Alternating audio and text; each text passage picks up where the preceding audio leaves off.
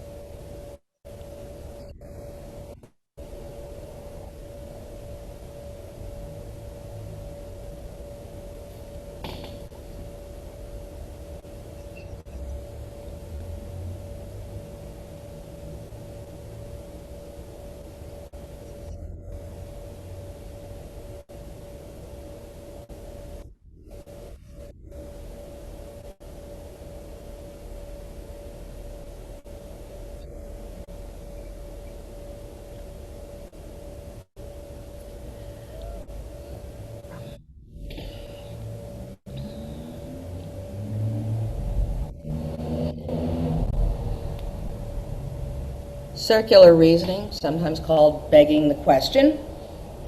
This is where your conclusion is the same as where you began your argument. This happens more than you'd think. For instance, in this case, you notice that the person is claiming that it's paranormal because it's paranormal. That's essentially what this comes down to. That's not logical.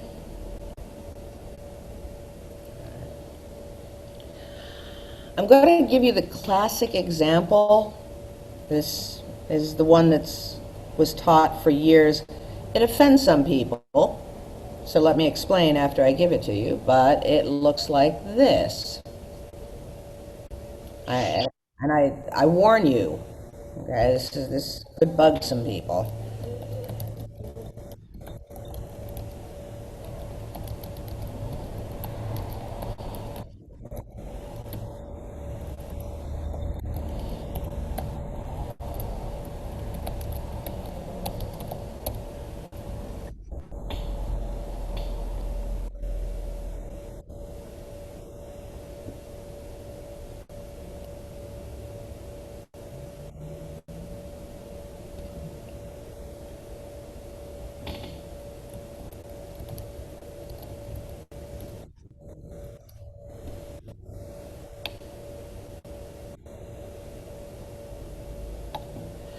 That's the classic example. And I bring that up not to offend anybody. Believe me, I'm not here to offend anybody. But this is, like I said, not logical. It doesn't mean it's not true. What?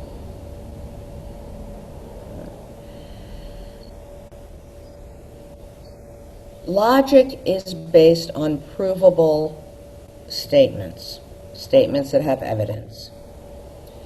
Religion, all religions that I know of, depend on something called faith. Faith is not logical.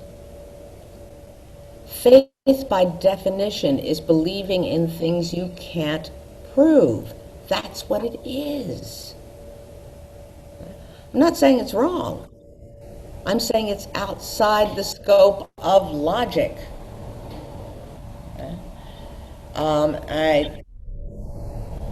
I think I used this example before. I mean, if God walked into this room I'm in right now and I shook hands with God and we went out and got a cup of coffee, I wouldn't need faith anymore. I had met God. I had evidence of God. Okay, it's God. Maybe I had to prove it was God, but if I was satisfied that was God, then I just had a cup of coffee with God. I don't need faith in God. God's my buddy. I don't mean to be sacrilegious here. I mean to point out the difference between faith and logic.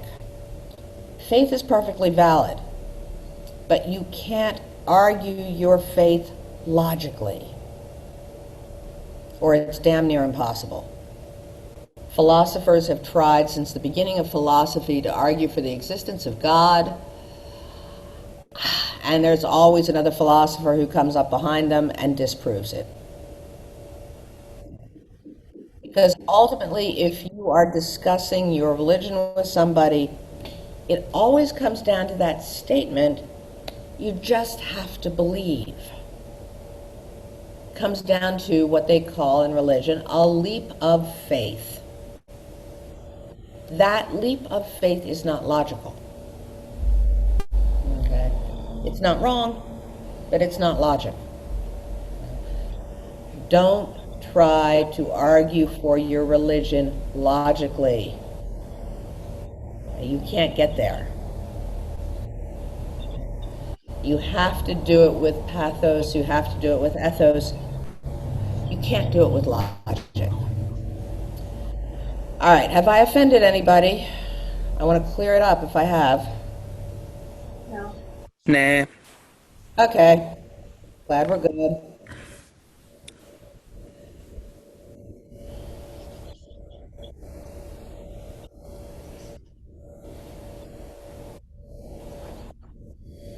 To leave now, I'll look forward to that video that you said you'll upload after class. What about it?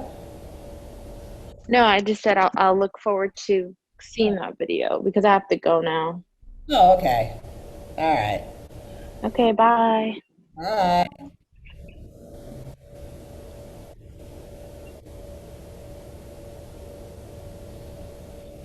Okay, appeal to false authority.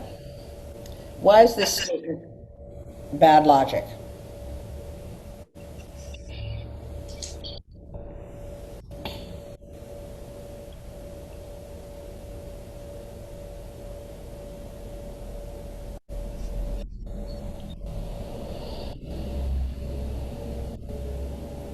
Why is this bad logic? This actually happened, by the way, in Obama's first term.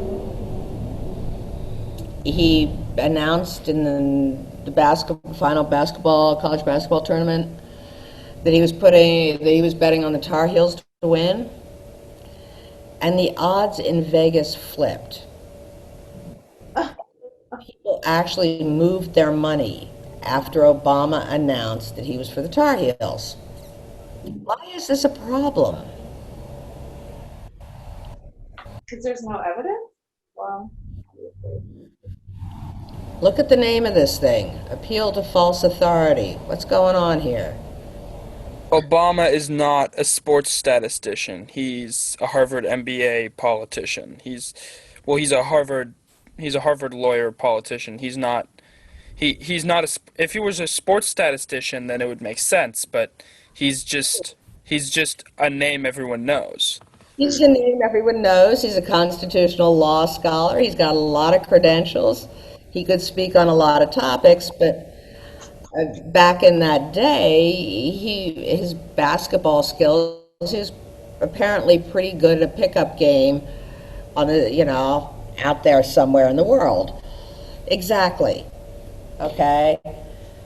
Who cares who Obama is backing in basketball, and yet the odds flipped? I want to point out to you that those of us who teach,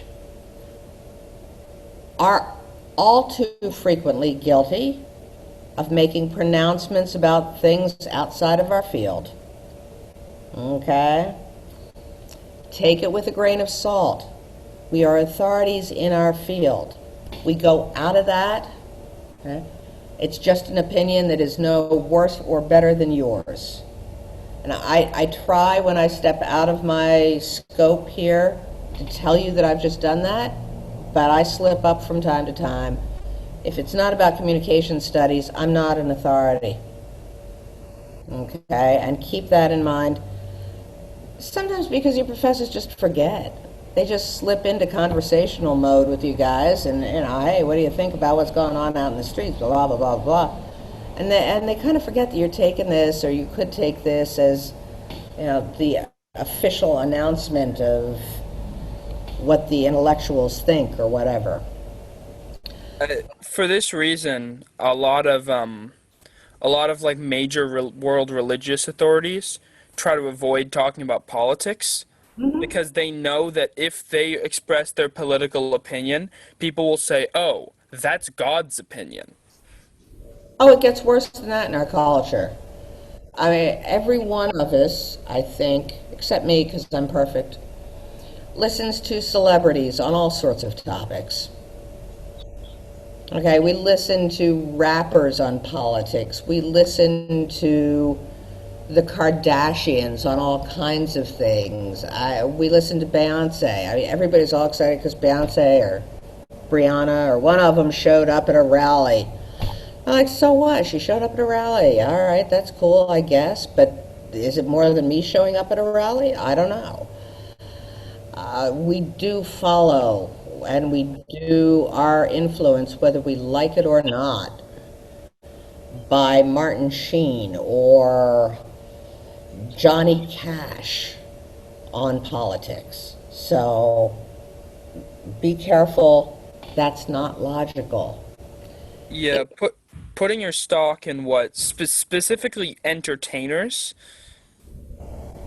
Entertainers, their entire thing is on publicity. So if they say anything political, it's not 100% because they're trying to make a difference. It's because they're trying to get attention, because attention gets them money. Like at one point there was an actor that went on record that saying that Obama was a Muslim just because probably because that's what he thinks because he doesn't seem very intelligent, but also he seems to enjoy the attention. He's like, I'm saying something outrageous and now people are talking about me. We have a whole culture of this. You guys do. I didn't. They're called influencers. Yeah. Their only claim to fame is that they have followers. Not that they're authorities on anything. They're just in this generic category called influencers. And I'm like, why is this person an influencer? Because they have a lot of followers. This is starting to feel to me like circular reasoning. Okay, you have a lot of followers, that makes you an influencer, and you're an influencer because you have a lot of followers. Wait, whoa, hang on. So, this is a thing in our society today, in a big way. All right. Here is appeal to popularity, sometimes called the bandwagon fallacy. Popularity does not prove that a thing is true or good or beautiful. It simply proves that it's popular.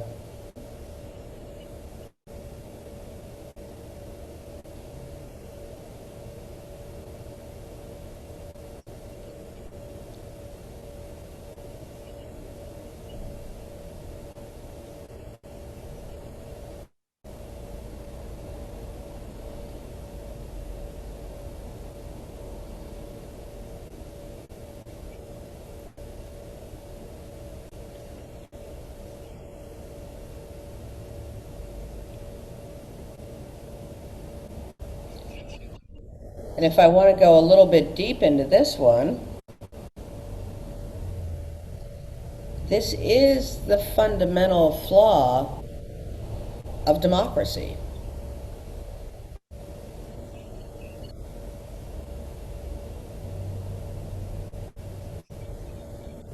As much as we'd like to think that democracy comes up with the best person, the only thing we know for sure is it comes up with the most popular person.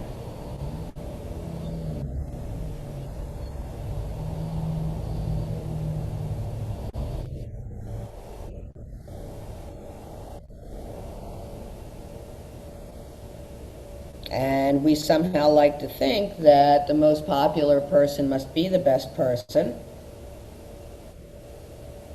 But logic tells us that's not necessarily so. The only thing an election proves is the more popular candidate.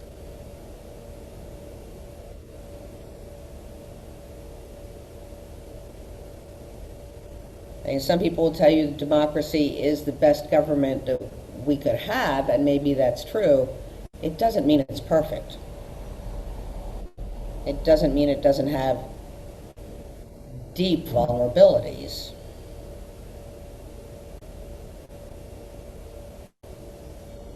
And this is one of them.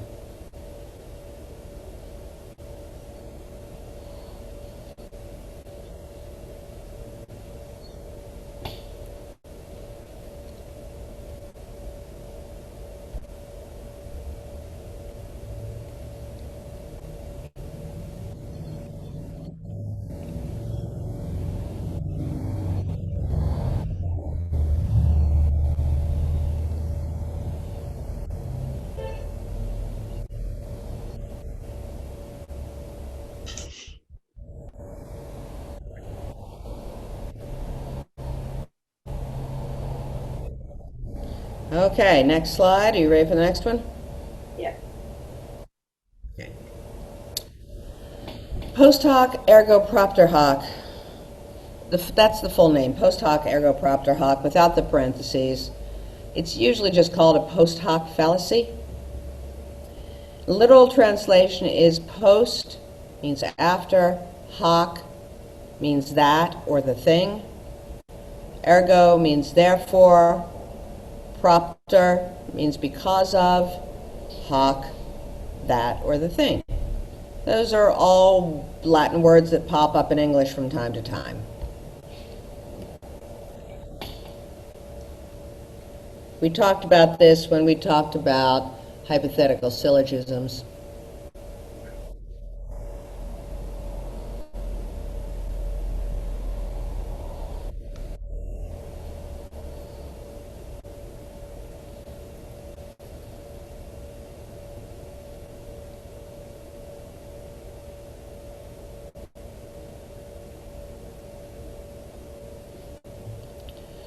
I want to point out something here.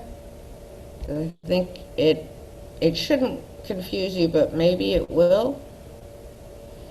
When I said hypothetical syllogism, I said that is an if-then construction.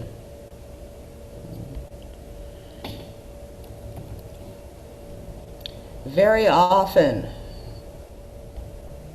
in the English language,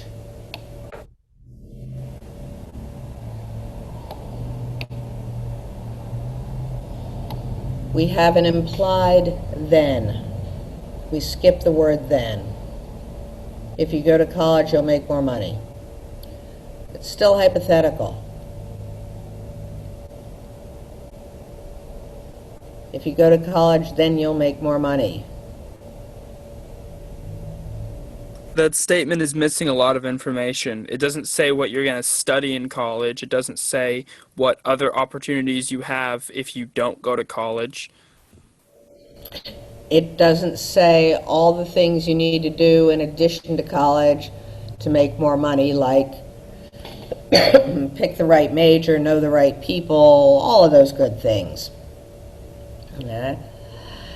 That's why it's a fallacy. The effect isn't necessarily a result of the cause, going to college.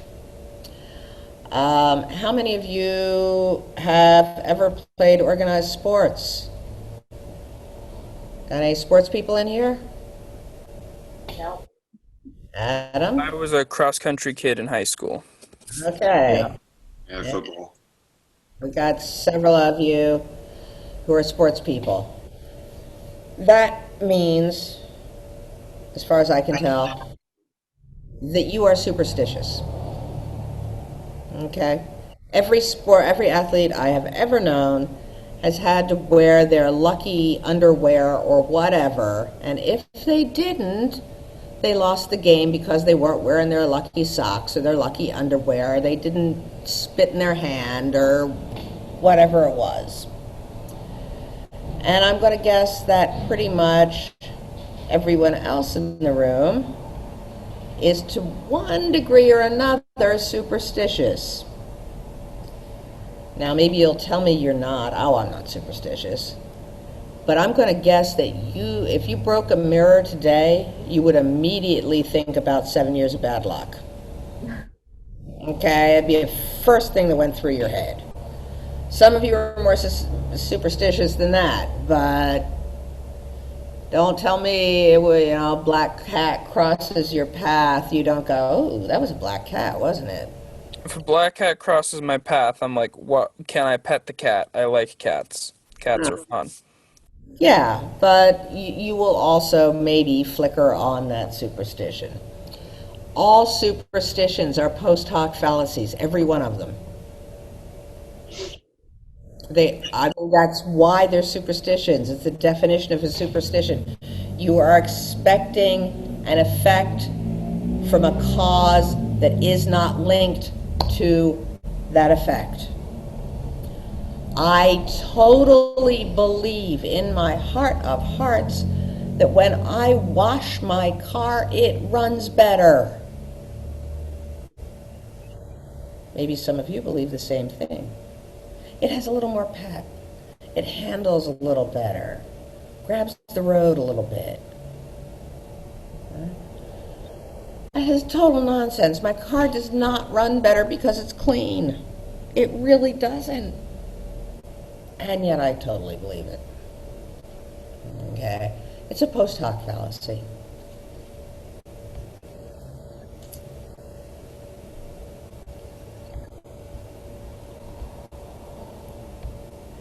Next up, we have the famous ad hominem. This is one of the characteristics of being a troll.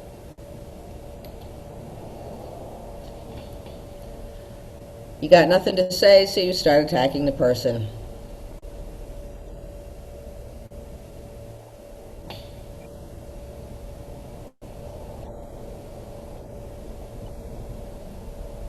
Can ad hominem sometimes be credible if you're saying, why should I believe this person? Because this person has a history of misleading and being untruthful? Absolutely, and it can also be valid in other cases, and I will go over that as soon as you write this down. But you're right, Adam.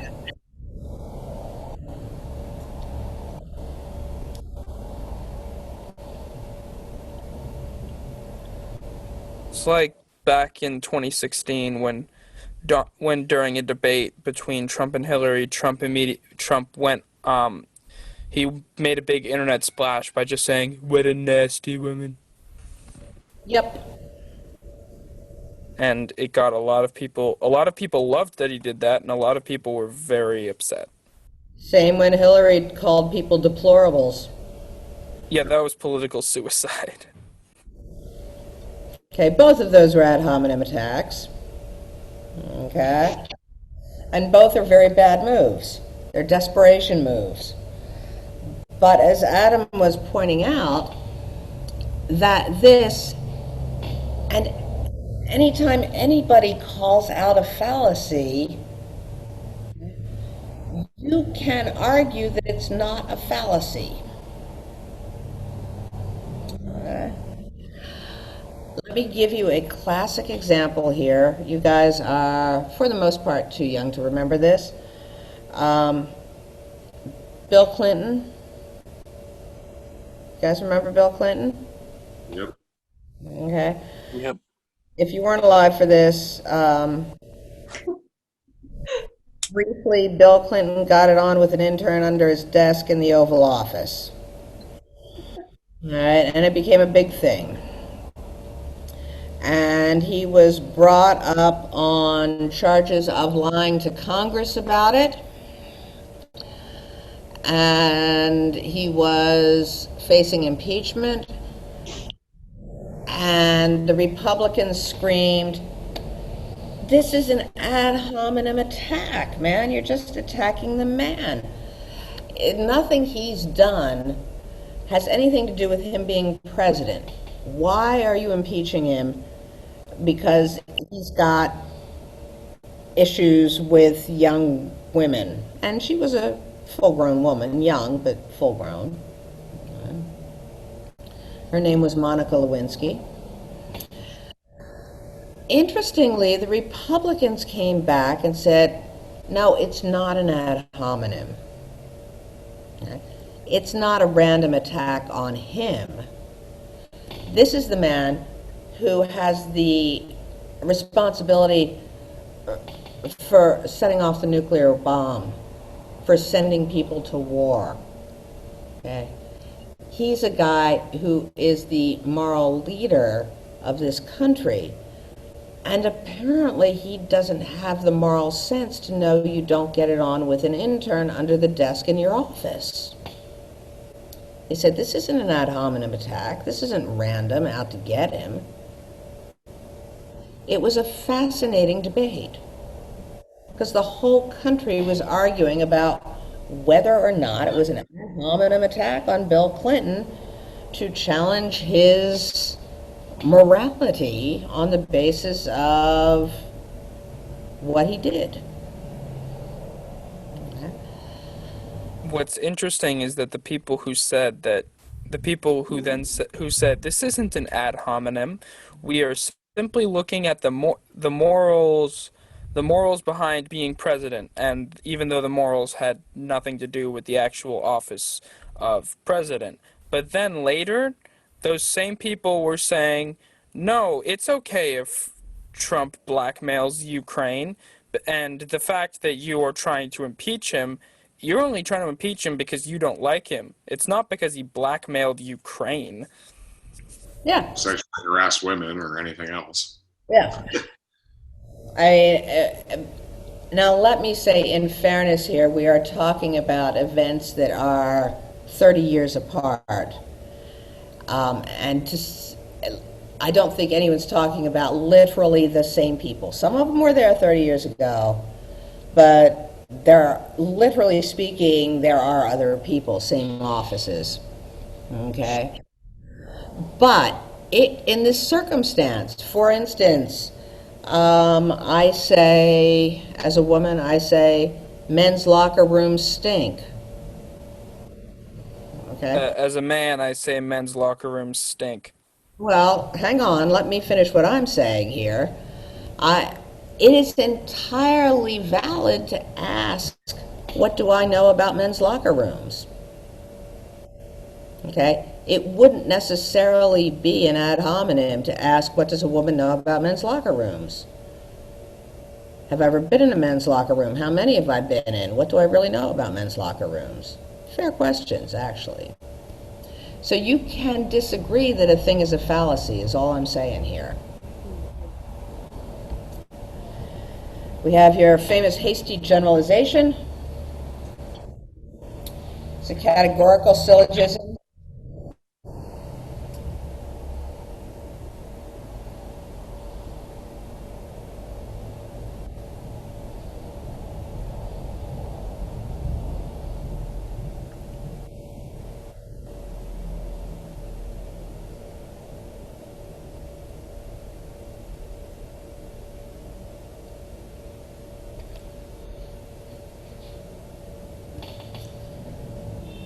I'm sure several of you have friends or relatives that will never buy some make of car because they had one once and it was awful, and they'll never buy that Chevy or that Ford ever again.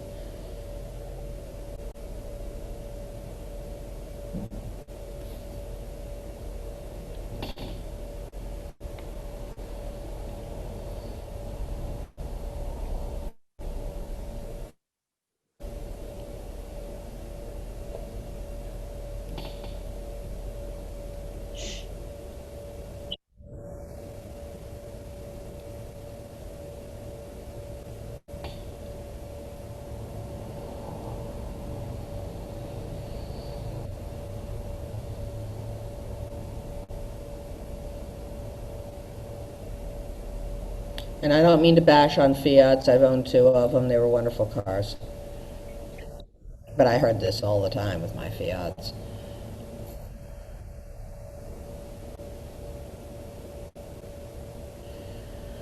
Okay, next up. Slippery slope.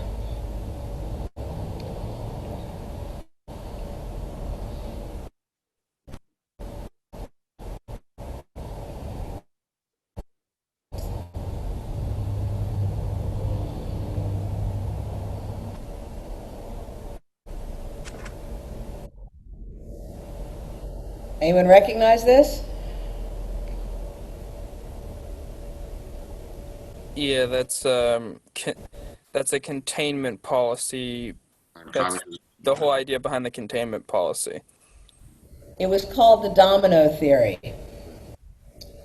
And yes, we went to war in Vietnam on this idea. I know this for a fact because this was my parents' argument, my middle class, very typical suburban parents' argument for why we were in Vietnam.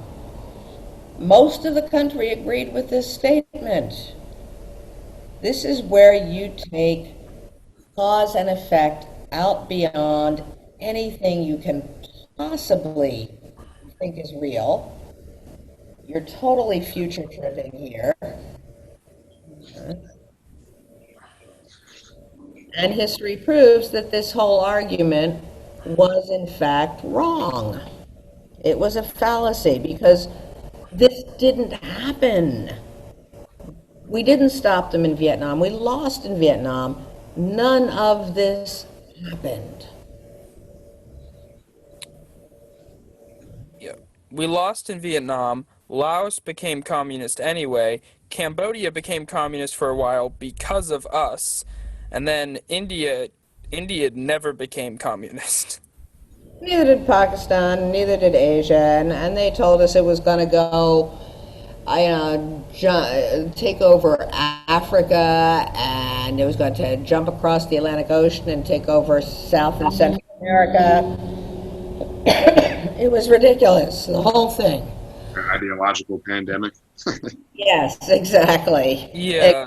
COVID-19. Yeah. And I hope they're teaching you in school. I don't know what they're teaching you, but they are teaching you that we lost in Vietnam, right? Yeah. Okay. There- Not that it was a draw or a strategic withdrawal or anything like that. We lost. We had no hope of ever winning. I watched people standing on the roof of the American embassy with a bag of their stuff, waving for helicopters to come rescue them because they couldn't get out on the streets when Saigon fell. Okay, that's losing. That's not a strategic withdrawal. That's losing. Okay. Here's the boomer fallacy. Because something is old, it must be good. Because something is traditional, it must be good. No. This doesn't make it good or beautiful or even true. It just makes it old.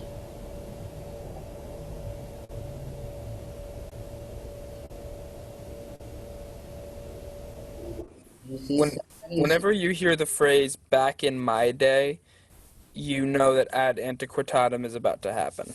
Absolutely. Now, it doesn't mean the statement is invalid. It's just not valid because it's old. If I say back in my day, we all learned cursive handwriting. And because I learned cursive handwriting, I have better motor control and people can read what I write. The back in my day part doesn't count. The arguments and the evidence there are I have better motor control and people can read my handwriting. But just because it's old doesn't make it good.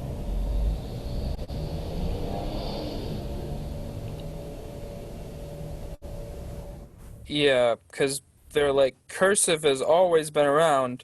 Yes, but computers haven't. You don't That, need cursive handwriting anymore because you don't type in cursive. I write everything in print, even though I learned cursive because two reasons. One, I don't need cursive, and two, I hate it. okay. But I mean, I still need to know it because every time I get a birthday card from my grandma, it's in cursive because she's almost 90. There you go. And you can't send a birthday card, a real birthday card, through the mails unless you write. All right. This is the millennial issue. Ad novitatem. Because it's new, it's good.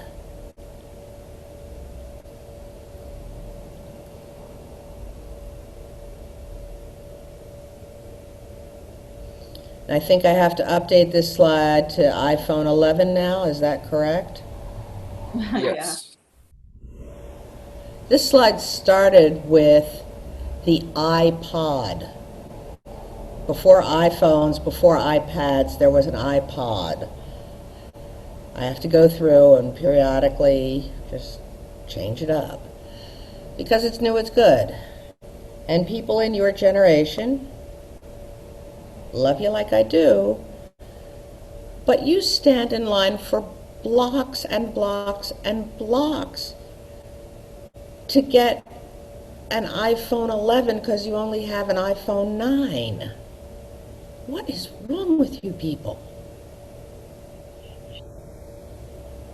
Weirdly enough, for iPhones, they skipped 9 for some reason. There is no iPhone 9. I don't know why.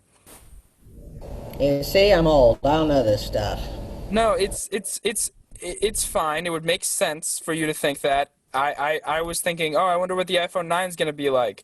But then they just jumped to 10 because they felt like using a Roman numeral. All right, there you go.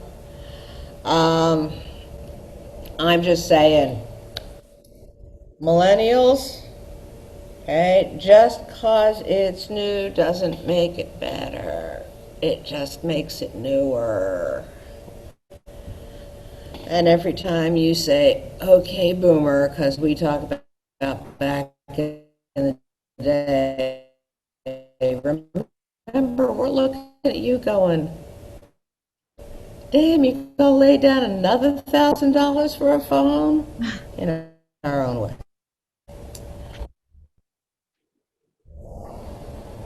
Disjunctive fallacy, disjunctive syllogism fallacy. We already talked about this one too. People will try to frame something as having just two options, and there are certainly more.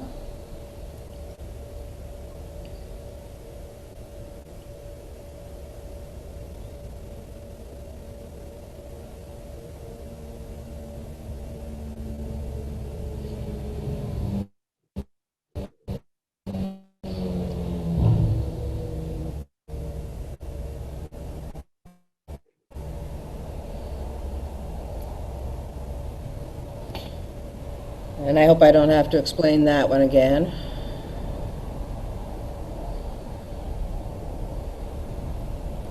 You know full well you won't necessarily be broke when you retire if you don't invest in the stock market. You may win the lottery when you're 64.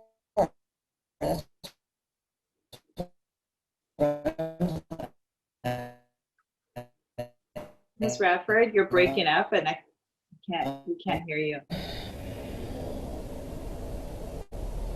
That's my retirement plan. My retirement plan's a little better than that, but... Can you hear me? All right. All I heard was that's your retirement plan. I didn't actually hear the retirement plan. I wasn't sure if it was just me or not. Nowadays, a lot of people's retirement plan is don't retire. The world's gonna end. You don't need a retirement plan. Come on. Yeah, we all know Jesus is coming back. Right, We already got the Antichrist. Ah. All right. Let me give you the last slide here. I think it's the last slide. Don't write this down except for the name of it. Oh, wait a minute.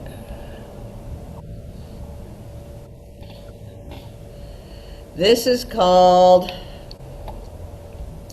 the red herring. It's called that because there's a legend that London prison a fish, drag it along the ground and throw it, and the dogs that chased them would go after the scent of the fish. This is about distraction. The legend, by the way, is not true. We don't know why it's called a red herring, but that never happened as far as anyone can tell. But here is, from South Park, the fictional Johnny Cochran. Why would a Wookiee, an 8-foot-tall Wookiee, want to live on Endor with a bunch of 2-foot-tall Ewoks? That does not make sense. But more important, you have to ask yourself, what does this have to do with this case? Nothing. Ladies and gentlemen, it has nothing to do with this case. It does not make sense. Look at me, I'm a lawyer defending a major record company, and I'm talking about Chewbacca. Does that make sense? Ladies and gentlemen, I am not making any sense. None of this makes sense. And so you have to remember when you're in that jury room deliberating and conjugating the Emancipation Proclamation, does it make sense? It makes sense. If Chewbacca lives on Endor, you must acquit. The defense rests. Red herring. Remember that. Changing the subject. Distracting.